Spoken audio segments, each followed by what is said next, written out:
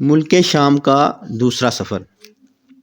جب آپ صلی اللہ علیہ وآلہ وسلم کی عمر شریف تقریباً 25 سال کی ہوئی تو آپ صلی اللہ علیہ وآلہ وسلم کی امانت و صداقت کا چرچا دور دور تک پہنچ چکا تھا۔ حضرت خدیجہ رضی اللہ تعالی عنہا مکہ کی ایک بہت ہی مالدار عورت تھیں۔ ان کے شوہر کا انتقال ہو چکا تھا۔ ان کو ضرورت تھی کہ کوئی امانت دار آدمی مل جائے تو اس کے ساتھ اپنی تجارت کا مال و سامان ملک شام بھیجیں۔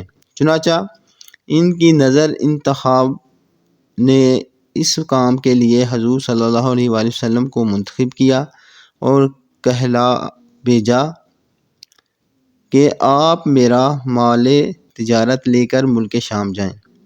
جو معاوضہ میں دوسروں کو دیتی ہوں، آپ صلی اللہ علیہ وسلم کی امانت و دیانت داری کی بنا پر میں آپ کو اس کا 2 گنا دوں گی۔ حضور صلی اللہ علیہ وآلہ وسلم نے ان کی درخواست منظور فرما لی اور تجارت کا مال و سامان لے کر ملک شام کو روانہ ہو گئے۔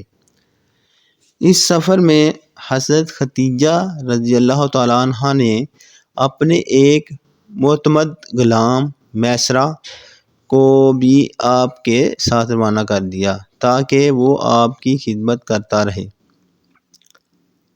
جب آپ ملک شام کے مشہور شہر بصرہ کے بازار میں پہنچے تو وہاں نستورہ راہب کی خانقاہ کے قریب میں ٹھہرے۔ نستورہ میسرہ کو بہت پہلے سے جانتا پہچانتا تھا۔ حضور صلی اللہ علیہ وسلم کی صورت دیکھتے ہی نستورہ میسرہ کے پاس آیا اور دریافت کیا کہ اے میسرہ، یہ کون شخص ہیں جو اس درخت کے نیچے اتر پڑے ہیں؟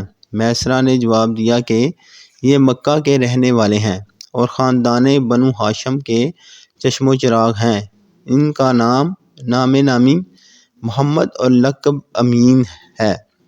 نستورہ نے کہا کہ سوائے نبی کے اس درخت کے نیچے آج تک کبھی کوئی نہیں اترا، اس لیے مجھے یقین کامل ہے کہ نبی آخر الزماں یہی ہیں، کیونکہ آخری نبی کی تمام نشانیاں جو میں نے توراۃ و انجیل میں پڑھی ہیں وہ سب میں ان میں دیکھ رہا ہوں۔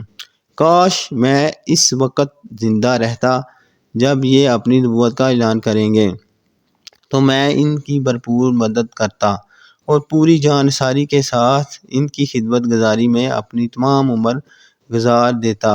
اے میسرہ، میں تم کو نصیحت اور وصیت کرتا ہوں کہ خبردار، ایک لمحہ کے لیے بھی تم ان سے جدا نہ ہونا اور انتہائی خلوص و عقیدت کے ساتھ ان کی خدمت کرتے رہنا، کیونکہ اللہ تعالیٰ نے ان کو خاتم النبیین ہونے کا شرف عطا فرمایا ہے۔